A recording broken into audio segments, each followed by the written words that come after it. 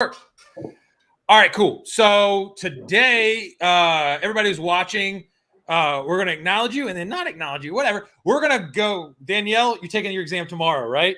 I am. All right, cool. So today, day before the exam, we're going to talk through things. Like literally, we're going to prepare. We're going to answer questions. Don't clam up. We got this thing. So let's go. First of all, how you feeling right now? Like overall? I'm feeling less anxious than last time. Last time, so let's mull on that for a second. Last time you were like, what, like nervous, scatterbrained, like lost? I was all over the place. I had made so many flashcards, and then at this point I started making more, and I was just I should have hired you to make flashcards for me. Yeah. So I just was all over the place. I didn't really know where to focus. So this time around, I feel definitely less anxious. I can feel like I have a better sense of what I've grasped and what I can kind of say, yes, I got it, put it aside, and what, no, I might need to look at this a little bit. So overall, yes, I feel less anxious. I feel as though maybe I can like get a good night's sleep tonight versus staying up till 2 a.m. studying. So, I'm still nervous. I'm nervous. But. Okay, so you're nervous. All right, sweet. Not as nervous, but a little bit nervous. What are you nervous about? So I had already failing. I mean. Okay, yeah, I'm scared of that too. In life and, in everything I do. That drives me or whatever, you too. All right, so let's talk about topics and stuff. Yeah. Like, what's the thing that you're like, oh, shoot, if the entire exam is about blah, blah, blah, like my day is going to be terrible. What, anything jump to mind? Yeah. So, I mean, Agile, I'm pretty solid on. I mean, there's so much more in Waterfall. So, I mean, I think the major thing that I kind of grapple with a lot is more of like the procurement part of it. That's one topic going over the procurement part. Procurement, we can talk about that. What else you got? And, I really, in all honesty, in transparency, I have not spent a lot of time on the formulas and things like that because I feel like I need, I'm going to take my chances that there's not going to be a whole lot. And if there is, I can try to figure it out. But I want to I can simplify what you need to know right off the bat. Like, we'll make it easy to go. So those are kind of That's it? I mean, going through waterfall processes, I feel like I need to probably go through the flow thing a couple more times. I have a good understanding of, a much better understanding of how things flow through. Just little things like one of the things I wrote down on my data dump was resource leveling. And smoothing, that's a weird one. Yeah, communication channels. I don't know how many questions are going to be. I don't know how much time I'm going to spend on that. Very little. We can do it though. I'm writing a list. We got it. Yeah. Check it twice. One of the so time and materials. Contract type stuff like that. Types, yep. And then those were kind of the things that I wrote down. And then like CPI, SPI, and then but those are not. Those aren't big ones, but that's easy to knock out. I can knock that out in like 0 seconds.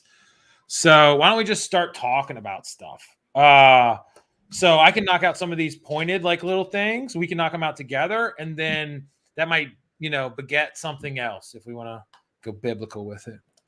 So here we go. All right. So as we frame up the conversation, let's start with procurement. So first of all, like procurement's like not the biggest thing in the entire world. Like you're not going to have tons and tons of procurement questions. Like that's just not the way it's going to be. Okay. Right. But you might have a couple and stuff. And so like I talked about yesterday, not to beat a dead horse, but why am I not being able to write on this thing? Maybe a crayon. I have to call my wife over here. We'll figure it out. The big thing with procurement is you want to understand where the risk is and why you're picking the contracts, okay? And so I talked about this yesterday, same kind of stuff, is where does the risk exist, us or them? That's a big one, right? And a lot of the questions are going to be around that, like what is the right contract. There'll be very, very few. So this is not like a fertile ground for like, oh, I'm going to get a ton right. Some of the big areas are change. And maybe I should talk about like in the second big areas, right? And so of the things, let me figure out how the heck I write on the screen. This is the awesomeness of doing stuff live. Why am I not being able to do this? Well, there's two ways to skin a cat. I think there's more than that, but we can do it a different way. Let me duplication this. All right. So the things that you mentioned, nothing that you mentioned right off the bat, I would see as like ginormous, right? Mm-hmm. Nothing is like a ginormous area, right? So that's a pretty good thing, right? Now let me see if I can write on the screen to bring some stuff to life. Yay. Okay, cool. So we can do it. So you talked about procurement. Now the thing with procurement, not a big subject, but let's nail it down so it doesn't eat your brain.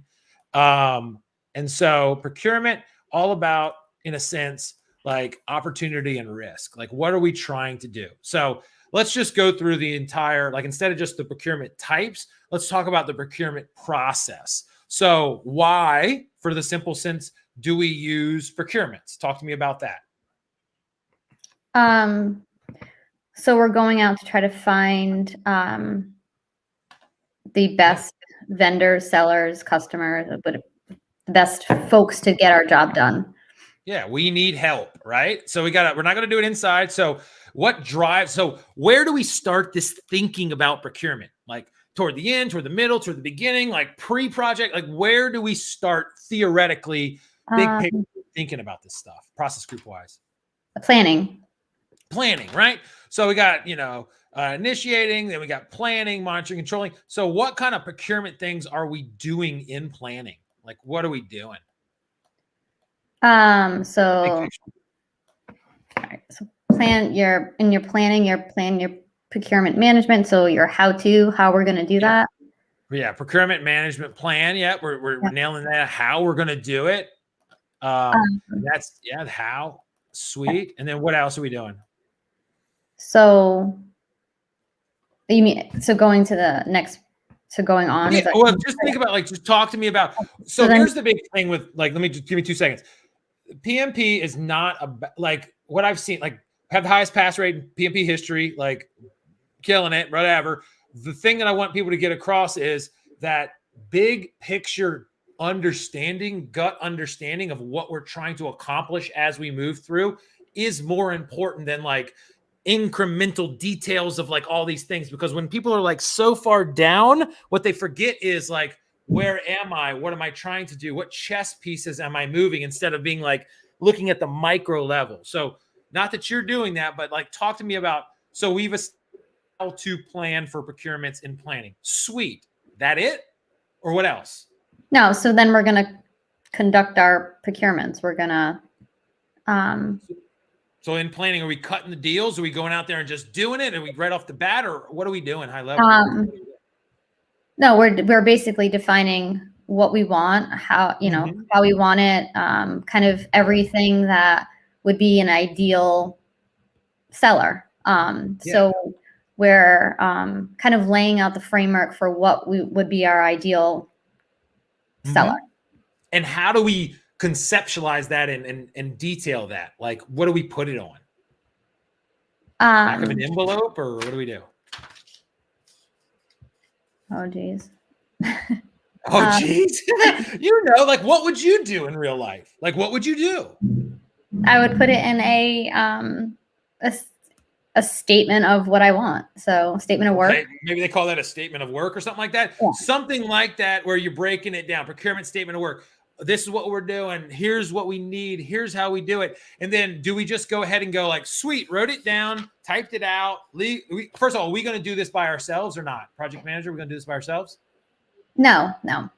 Who we would need to have involved? You're going to have, depending on your team, you're going to have the customer is going to have to tell you essentially what they want.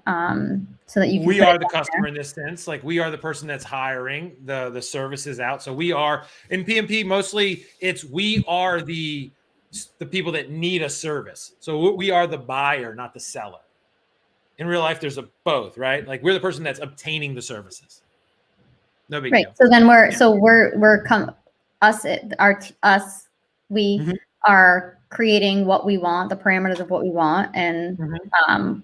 kind of the metrics of how we're going to get it and how we're going to decide on what we're going to who we're going Absolutely. to choose.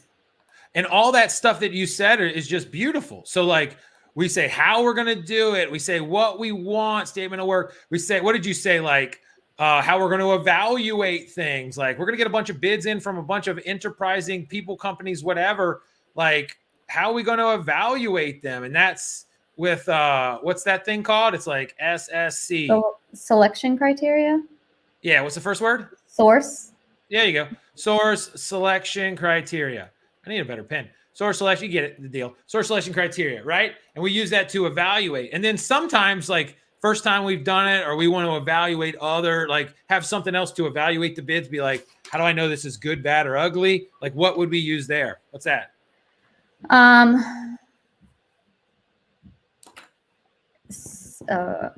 Internal independent analysis, or yeah, like a third party independent analysis, like independent cost estimate, ICE, whatever, like independent cost estimate. So that's like one thing that we could use to help get us there. And so at this point, like we got what we know what we want. We know how we're going to like actually execute the procurement process. We know that legal or procurement or whomever's got to be involved. Big thing on a lot of these questions, they may bait you with like, there's a need. You're like, all the questions on the exam, think about them like this. They're people trying to stress you out, right? Yeah. And you know that movie like The Big Lebowski, you know what I'm talking about? Mm-hmm. Is that dude ever stressed out? No. So we don't go to like Big Lebowski neighborhood of like, dude, I'm just a dude, I'm chill. But we would be pretty darn close. We're like any stressor from the question, you're like, okay, gotcha.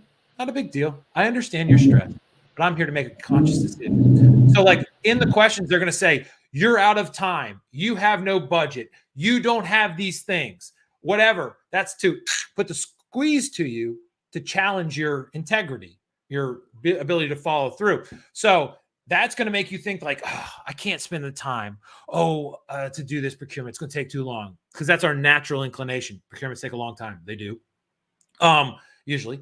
And then the other thing is like, they might say like, oh, just go off and do it. So they might say, go cut a deal, go sign an agreement, go do something with a person. That is never the answer. Never.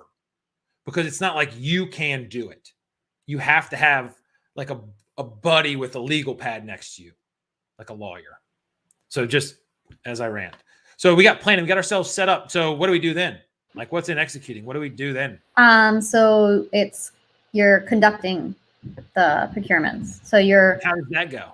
So you're going out and you're like bidder conference. So you're sending your proposals out to folks and you're getting responses back. You're getting, you know, the bids go out. Whether you're sending out questionnaires or you're interviewing or things like that, but you're just basically soliciting and getting information from folks on if they can or cannot perform what you want or deliver what you want.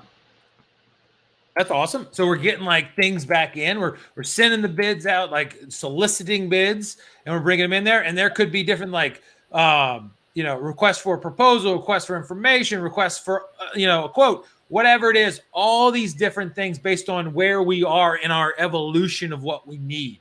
How close do we just need? Hey, I'm looking for some information. That's what I need back. Like, just give us an idea of how we would do this, what your solution would be, or do we need? We need your numbers, we need your process, we need everything. So those vary. Yeah. The detail matters, just where we are situationally. And then when they get back in, you said bidder conference. Why are we doing the bidder conference when we have it in? Like what's the deal with the bidder conference? So that would be if you have a large group of people and rather than kind of going back and forth individually, you just get them all together. You tell them this is what you're looking for, and you can kind of answer all the questions in one fell swoop. Yeah, no doubt. And that's cool. So everybody gets total transparency to all that stuff. That's in there. Now, the contracts that we might have picked, the contract types that the lawyer would have said, yeah, this is the one you want to go with. We want to go with. what do you see as those contract types? Like, what are the different types of contracts that we could have theoretically gone with? Okay, this is my sticking point. So, so fixed cost, Mm-hmm. Time and materials, Mm-hmm.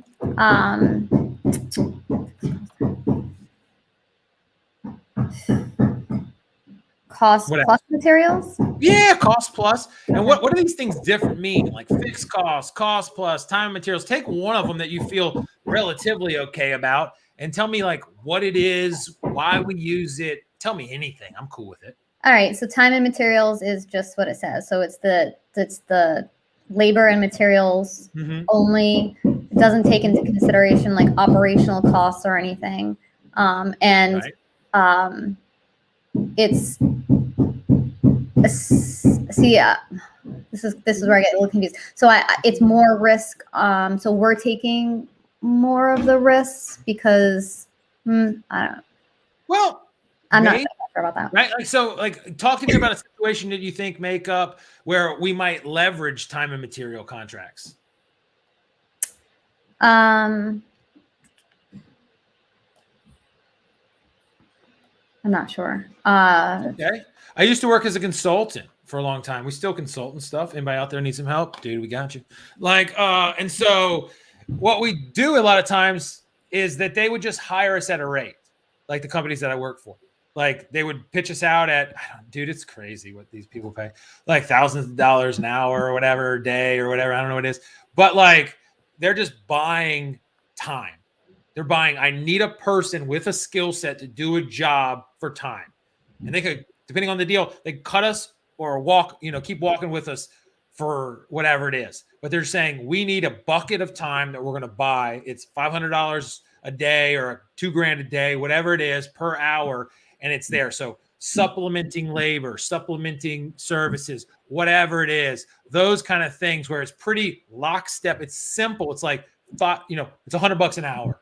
You get things. Think about like a manual place, like that's doing manual labor, like an Amazon facility or something like that, where they're working with a staffing agency. And they're like, we need dudes to take things from a box and put them in here and put a wrapper thing on it. Sweet. How many dudes do you need? We need 100 guys a day, plus minus, we'll tell you.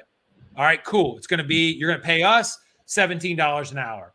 Sweet. They pay their dudes, I don't know, 12, 14, 5, whatever it is.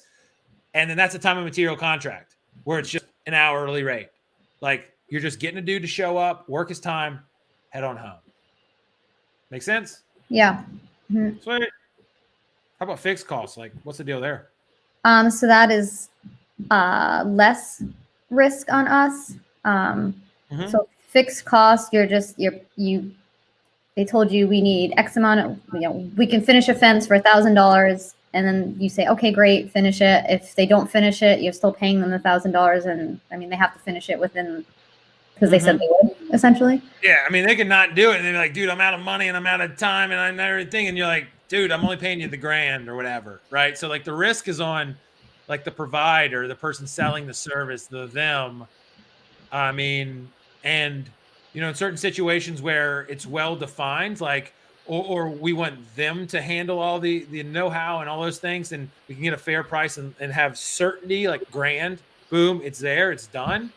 Now the opposite is the cost plus, where we feel comfortable, we're going to manage this cost, we're going to allow it to flow through to us. That's what the cost, so the risk is on us. Now there are, cost plus, there's different variations inside of them. Some of the big ones you might see is like, might be like a fixed or a economic price adjustment involved with them to like have an escalator clause so that they don't just get stuck with the fixed cost. They're like, oh, oil went through the roof.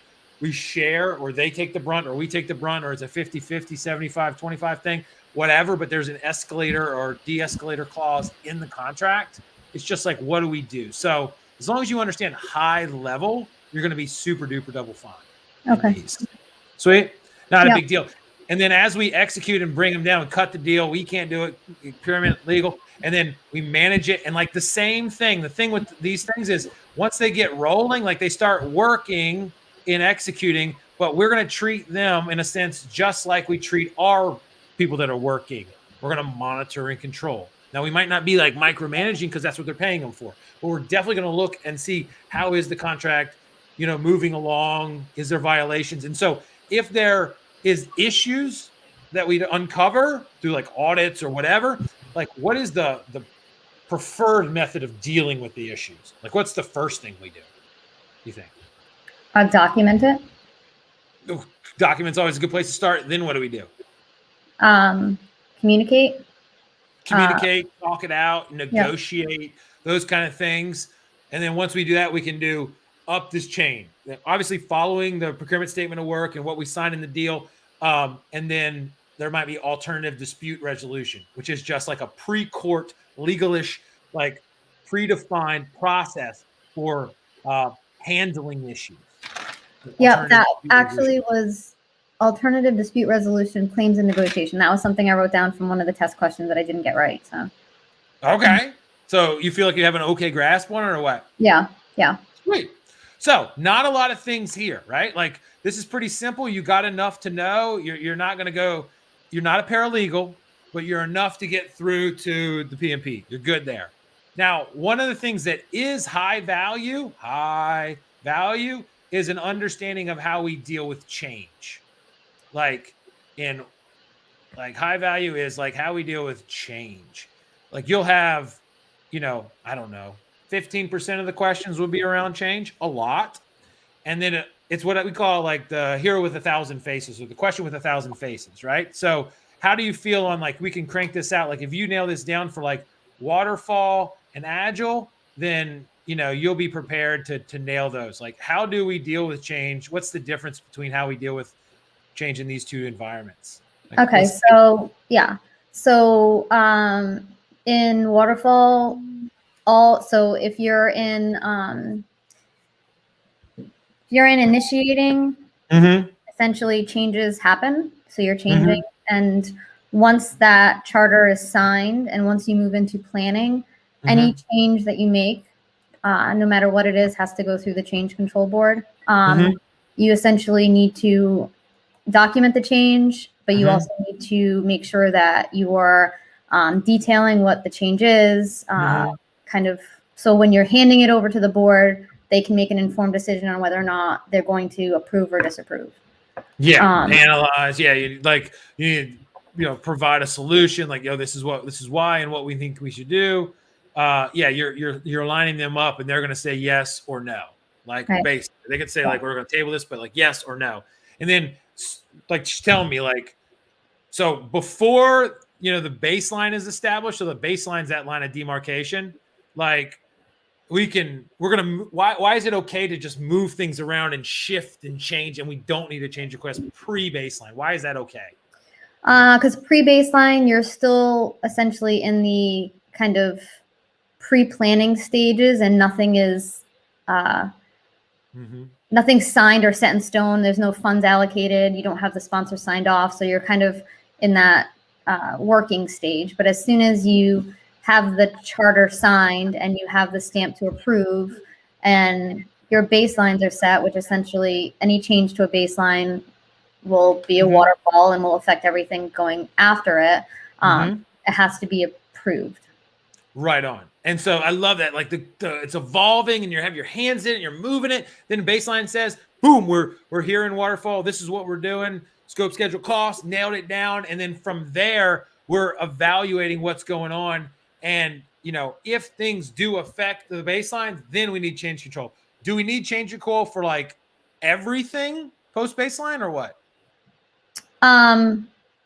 Yeah, essentially everything. Like I want to change like the communication plan, like how we're engaging people, stuff like that. Do we need a change requests?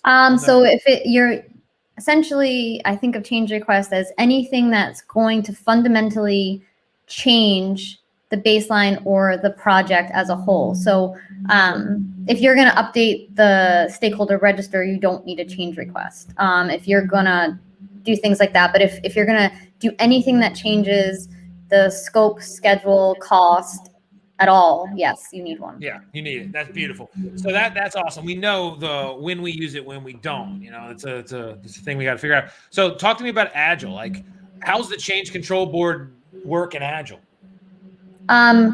So there really isn't one. So with Agile, you have the product backlog. Yeah, product backlog. Yeah. So all your things that you want to accomplish are put into your project backlog. Those from the product backlog, it goes into the sprint backlog, and then the sprint backlog is what you're actually performing within your iteration. So Yes, if there's a change, you're essentially just going to add it back into the product backlog and then reprioritize to where it needs to be so that it can kind of come back out the top if needed.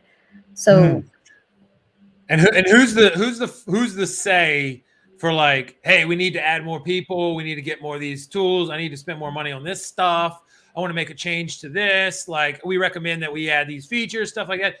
At the end of the day, who's the boss and like helping us? Like you said, there's no change request. So is it just like willy-nilly or what? So the product owner owns the product backlog.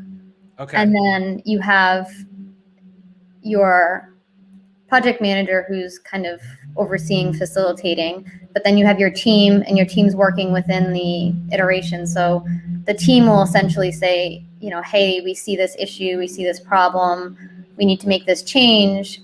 They'll throw it on the backlog, and then essentially the product owner has a say as to if they're going to add additional funds. Yeah, so if like the features get in there, like new features could be up there, they evaluate, we refine, boom, boom, it goes in this cycle. There's like essentially a valve there that's going to allow it or not allow it.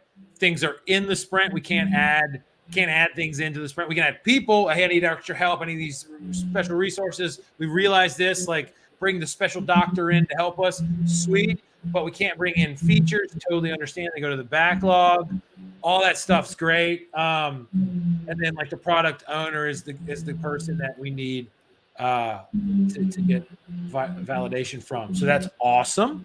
All right, so we're knocking things out. So that's change. That's a high value topic. Some of the other things you mentioned. Let me see my list. I was flipping around this piece of paper for fun. I can't remember where I put it. You said formulas. Okay. Waterfall processes. You said communication channels. It's gonna be like that's easy money. Like, what's the communication channels equation? It might be like a question. Your number of communications minus 1 divided by 2. There's something else that's missing.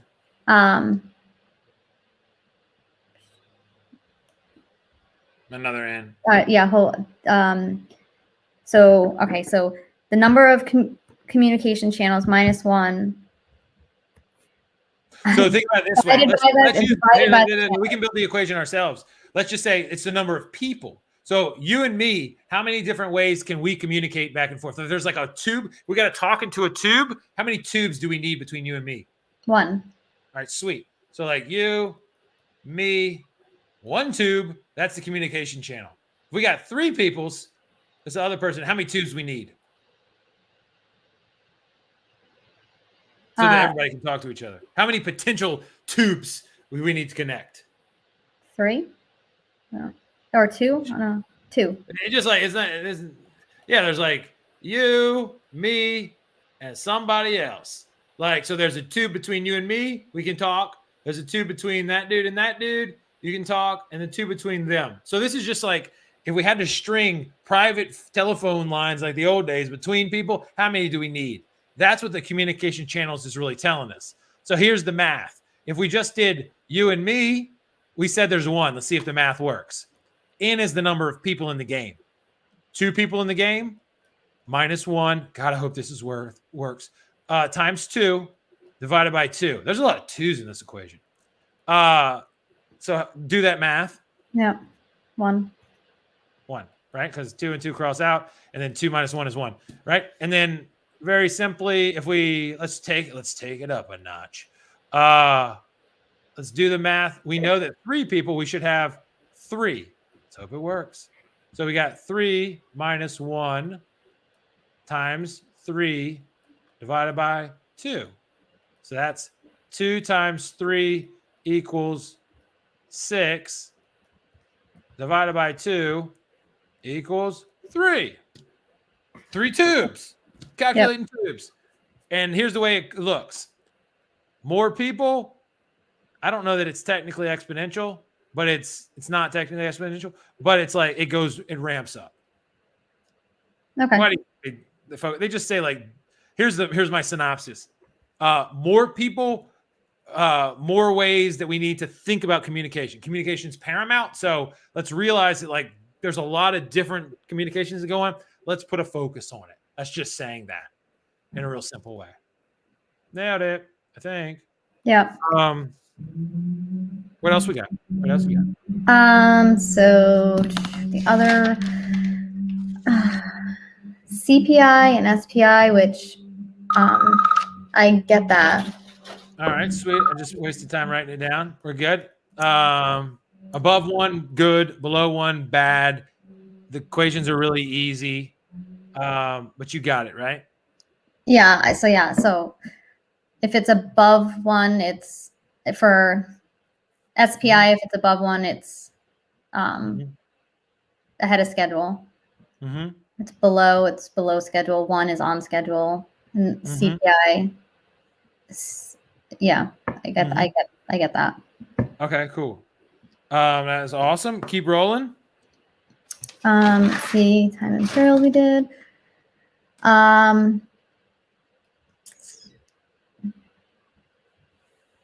Trigger conditions. That was one of the things I wrote down. Trigger conditions? Yeah. What do you think it's related to? Milestones. Kinda. It's related to risk. Oh yeah. Okay. So here's the thing on risk. Risk is like the easiest conceptual thing in the world. Like I created this funnel thing. It's a mental model to how to think through it. Everybody's seen it. Most likely it helps simplify things. Like basically we get a lot of risk. We distill them down to the ones that really, really matter. And we do it by like, first, like a high level, like it's just, if anybody hadn't seen it, go watch the risk video, kill it. Start out with like identify risk, a bunch of, you know this risk funnel thingy, right? Yeah. So we start out identify, we go to qualitative, then quantitative, and then identify at the bottom. You asked about risk triggers or trigger conditions. We're developing risk response plans right here, right? Risk response plans. Now, the thing is like, all right, we got like things that we're going to do. Like, what is a risk response plan? Let me ask you. You've identified a risk and you're going to put down how you're going to mitigate that risk and basically fix it. Yeah. And so when you use the word mitigate, like that's, I know what you mean. It's like how we're going to deal with the risk. Yeah. Mitigate is like one of those terms because there's like 5 things that we can do for a risk: mitigate, accept, avoid. What else we got? You know, what are the other 2? With mitigate, avoid. Mitigate, avoid, accept, reject. That'd be nice, right? Now, we could take it to our bosses. What is that called? Escalate. There you go. And then there's one more. Mitigate, avoid, accept, escalate. I'm drawing a blank on that one.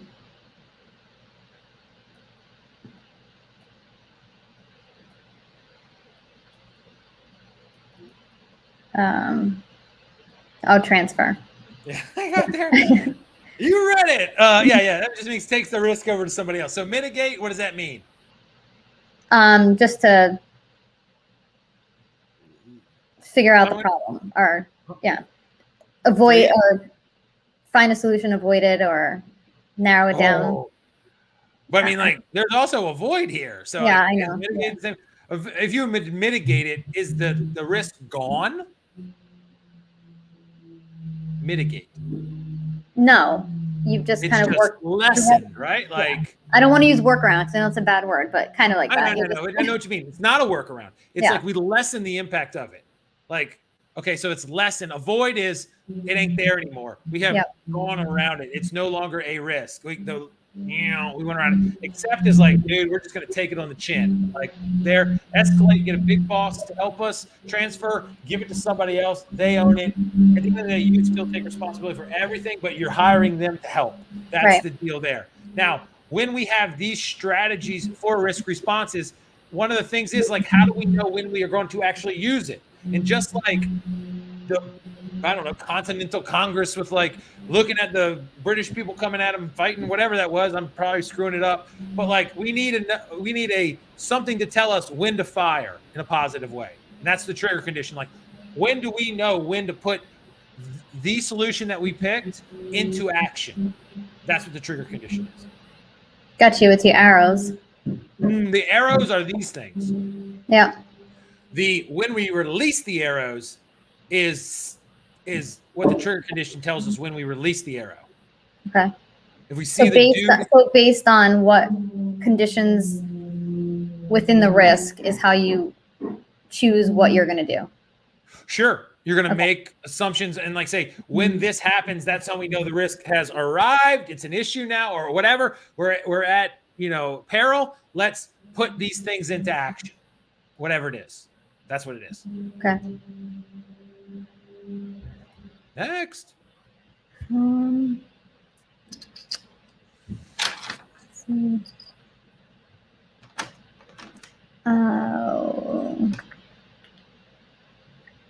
The other thing was the start to finish, finish to start. That's right. I really hate that. Yeah. So here's the thing. Not a lot of, we'd never probably ever have a critical path like calculation, although we go through here. And the thing is, just from like, hey, do we understand it? Like finish to start, start to finish. It's basically like, as we think about the relationships between activities, like when we're doing stuff, let's think about like cooking it's my birthday. So like think about birthday cake, right? And so like bake the cake and put the icing on the cake. What's the relationship between those? Obviously bake it before you put on the icing, but like what's the relationship? Start to finish.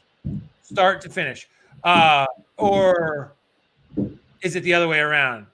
The cake has to finish cooling before you can start icing it. So finish to start. Yeah.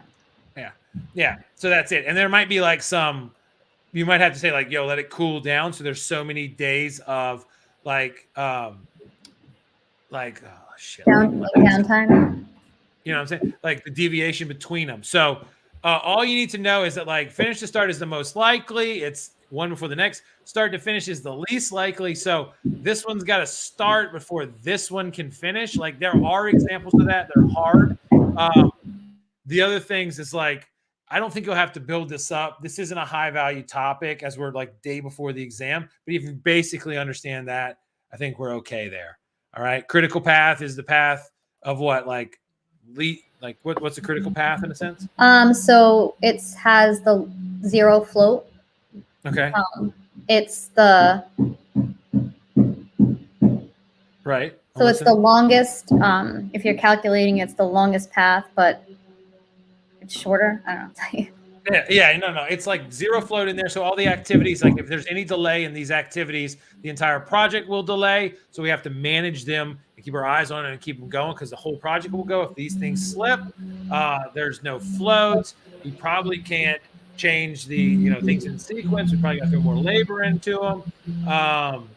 Yeah, those kind of things occur. I don't see any of these things being the ones that kill you. You're going to do great. Like you're going to pass.